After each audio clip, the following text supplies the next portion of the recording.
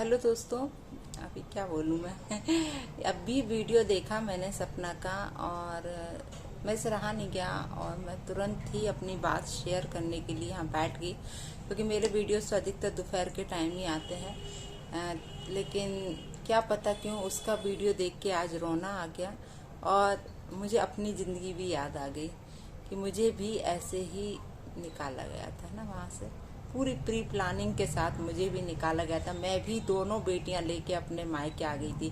कहीं ना कहीं कुछ कुछ चीज़ें मतलब मुझे मिलती जुलती सी दिखाई दी अभी, कि ऐसे ही मैंने अपनी अपनी चीज़ें उठाई थी वहाँ से, अपना अपना सारा सामान लिया था वहाँ से। हाँ, मुझे गुस्सा भरा था, तो जो मकान में मैंने पैसा लगाया था उस मकान को जितना मैं तोड़ सकती थी मैं उतना तोड़ के निकली थी, क्योंकि गुस्सा था मेरे में।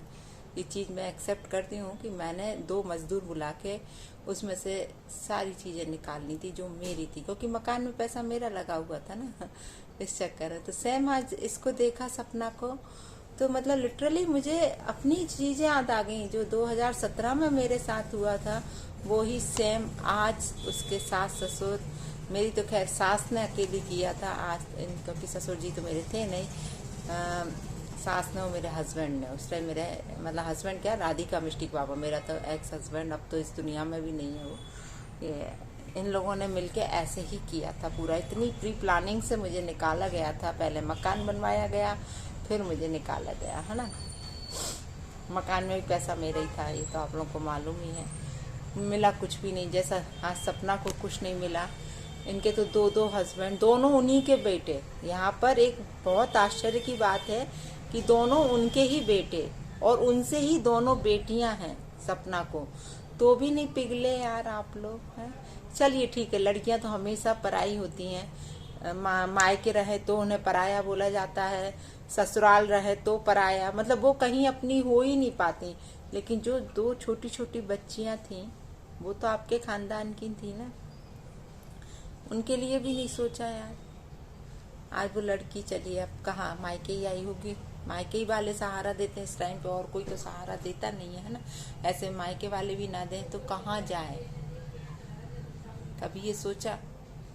ये जो आज पूरा घटनाक्रम पूरा इनका जो दिख रहा था, पूरा इन्होंने रिकॉर्डिंग सुनाए सब कुछ, कहाँ वो बेटा करके बात कर रहे हैं ससुर जी, और कहाँ कह रहे हैं कि तुम्हारी स्कूटी की चाबी वो है, उसका लाइसेंस वो।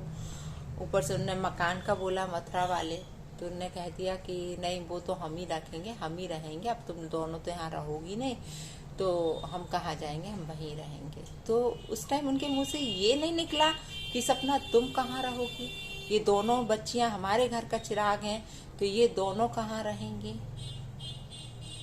लानत है यार, सच में मुझे ये समझ में नहीं आता कि बुढ़ापे में क्या मति भ्रष्ट हो जाती है क्या। आज कम से कम आप, ये तो 2 रोटी आपको सुकून से बनी मिल रही थी, तो क्या खाने में अच्छा नहीं लग रहा था? जो इतना तमाशा खड़ा किया है कि आज हर एक व्यक्ति तक ये बातें पहुंच चुकी हैं। अच्छा लगता है क्या इस उम्र में ये सारे चीज़ों में? अरे ये तो भगवान को पूजने के दिन थे जो आप इस तरीके के कर्म कर रहे हो। इस टाइम तो लोग अपने भगवान में मन लगा लेते हैं कि बेटे भी नहीं रहे, अब तो चलो दुनिया क्या है, चलो। और जो आपके दोनों बच्चियां हैं, जो आपके बच्चों की बच्चियां हैं, उनके साथ रहते, अपना जीवन अच्छे से निकालते जितना बचा कुछा था। ये जो तमाशा बुढ़ापे में अपनी जीवन का आपने बनाया है, कभी आपने सोचा कि इसका अंजाम क्या होगा, आगे चल के कौन देखने वाला है? जो आप प्रॉपर्टी आप रख के बैठे हो उसे कौन चाटेंगे, कभी सोचा आपने? जो इनके असली हकदार हैं आप उनको तो कुछ दे नहीं रहे हो, क्या पता कौन इसका क्या करेगा। सच में यार, कभी कभी ऐसा लगता है कि औरत का पूरा जीवन यार संघर्ष में ही निकल जाता है यार। क्या क्या सपने सजा के वो आई होगी इस घर में, आज सब बिखर गया। आज उसका जब वो खाली कर रही थी मकान, मतलब कमरा पूरा खाली कर रही थी, अपना सामान उठा रही थी, अपना जो वो ही सामान ले गई जो उसको उसका खुद का था, यूट्यूब की कमाई से था, जो इंस्टाग्राम से कोलैबोरेशन से मिला होगा, वो सारी चीज़ें उसने रखी, बाकी उसने सारी चीज़ें छोड़ दी। ये जो हुआ है ना आज, वो कहाँ तक उचित है दोस्तों, आप लोग खुद बताइए। ये सारी चीज़ें उचित हैं कि मतलब इतना निष्ठुर हो जाता है दिल यार कि सुध भी नहीं लेना बच्चों की कि यार बच्चे जा रहे हैं तो हाँ जाओ जाओ। इस सेम घटनाक्रम सच में आज मुझे सारी चीजें याद आ गई कि ऐसा ही कुछ सच में मेरे साथ घटित हुआ था कि आज तक मेरी बच्चियों की सुध भी नहीं ली जाती। कभी ये नहीं कहा जाता कि बच्चियां कैसे पढ़ रही होंगी, कैसे तुम पढ़ा रही होगी। आज राधिका बाहर है, आप लोगों को मालूम है कितना पैसा लग रहा होगा। आज मैं ही कर रही हूँ ना सारा कुछ। यहाँ सपना की भी वही कंडीशन मुझे दिख रही है। बहुत बेकार जिंदगी है सच में दोस्तों यार। कभी कभी ऐसा लगता है कि सारा संघर्ष हम लोगों के भाग में लिखा है क्या। खैर सपना, मैं तो आपसे यही बोलूंगी यदि ये वीडियो आप तक पहुंचता है तो बहुत ही साहस के साथ अभी ये सारी चीजें आपको फेस करना है। शुरू में बहुत दुख होता है, बहुत रोना आता है, बहुत ऐसा लगता है कि सब कुछ खत्म हो गया, अब कुछ नहीं बचा है। लेकिन सामने जो 2 बच्चियां दिख रही हैं ना, उनके लिए आपको जीना है, उनके लिए सब कुछ करना है। और मुझे मालूम है आप बहुत अच्छे से उनको परवरिश कर सकती हो, उन्हें अच्छे से पढ़ा सकती हो, अच्छी एजुकेशन दे सकती हो, सब कुछ। लेकिन थोड़ा सा टाइम लगता है क्योंकि एकदम से सब कुछ बिखरता है तो थोड़ा सा समेटने में टाइम तो लगता ही है। टाइम लगेगा जरूर, लेकिन हम सबको आशा है कि तुम सारी चीजें बहुत अच्छे से सब चीज संभाल लोगी। और हम तो कहें भगवान उनको भी सद्बुद्धि दे, वक्त रहते उनको सद्बुद्धि दे, और जो आज उन्होंने किया है उन्हें उस चीज पे पछतावा हो। और हम लोग तो यही प्रेयर करेंगे कि आगे चल के सब ठीक हो जाए, क्योंकि बच्चियां उनके ही खानदान की हैं। तो यही सोचेंगे कि आज दादा दादी हैं वो, आज शायद उनकी मति भ्रष्ट किसी ने कर दी, शायद उनके कान किसी ने भर दिए होंगे। जो कुछ भी हुआ हो, हम लोग तो तुक्के ही लगा सकते हैं, इससे ज़्यादा तो कुछ नहीं बोल सकते। किसी ने भी उनका माइंड वॉश किया हो, जो कुछ भी किया हो, भगवान उन्हें सद्बुद्धि दे कि उन्हें बच्चियों पे दया आए। चलो ठीक है यार, सपना का मैं भी यहाँ कुछ नहीं बोल रही क्योंकि बहुओं पे तो कोई दया दिखाता ही नहीं है, ये चीज़ है। तो बेटियाँ तो हैं यार, बेटियों पे दया दिखाना, और भगवान करे सब कुछ ठीक हो, आगे चल के सब ठीक हो जाए। अभी हो सकता है गुस्सा हो, जो कुछ हो, राम जाने क्या चीज़, क्या अंदर की बातें तो नहीं मालूम कि ये सारी जड़ कहाँ से शुरू हुई है।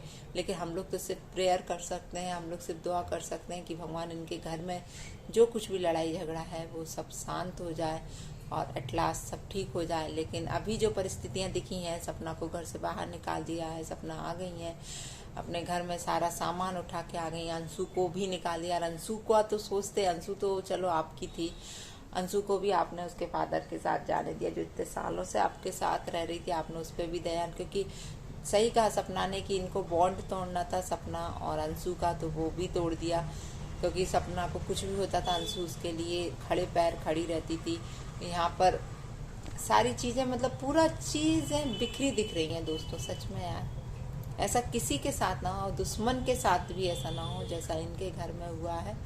मैं तो बस भगवान से यही प्रेयर करूँगी कि तुम्हें बस हिम्मत दे ये सारी चीज़ों से, क्योंकि कितना कुछ झेला है यार सच में। पहले एक हस्बैंड, फिर दूसरा हस्बैंड, घर में इतनी त्रास दी, इतना कुछ मानसिक टॉर्चर सहना, और जो आज पता चल रहा है कि इतना कुछ सह के निकली हो, इतनी शारीरिक यातना झेलना, सब कुछ झेलना, और उसके बाद अब ये सब भी झेलना रह गया था, घर से भी बेघर होना रह गया था। कभी सोचा था इनके ब्लॉग्स देख के तो कभी पता भी नहीं चलता था कि ऐसा कुछ भी इनके घर में कभी होगा, क्योंकि इतना अच्छा बॉन्डिंग लग रहा था राजवीर और उनके जाने के बाद। कहते हैं ना कि हाथी के दांत खाने के कुछ और होते हैं, दिखाने के कुछ और होते हैं। तो शायद सेम यहाँ पर भी ये चीज़ें थी कि दूर से तो सब कुछ अच्छा अच्छा दिख रहा था, लेकिन अंदर क्या क्या पक रहा था वो आज पता चला इनके घर में। खैर दोस्तों, बस सभी लोग प्रेयर करना कि सपना को हिम्मत दें, और मैं भी भगवान से प्रेयर करूंगी कि आप आगे का जीवन भगवान करे आपकी खुशियों से भर दे, कुछ तो ऐसा अच्छा करे कि जो आपकी ज़िंदगी में खुशियाँ आ जाए। तो जय श्री राम दोस्तों, फिर मिलते हैं आप लोगों से दूसरे ब्लॉग में।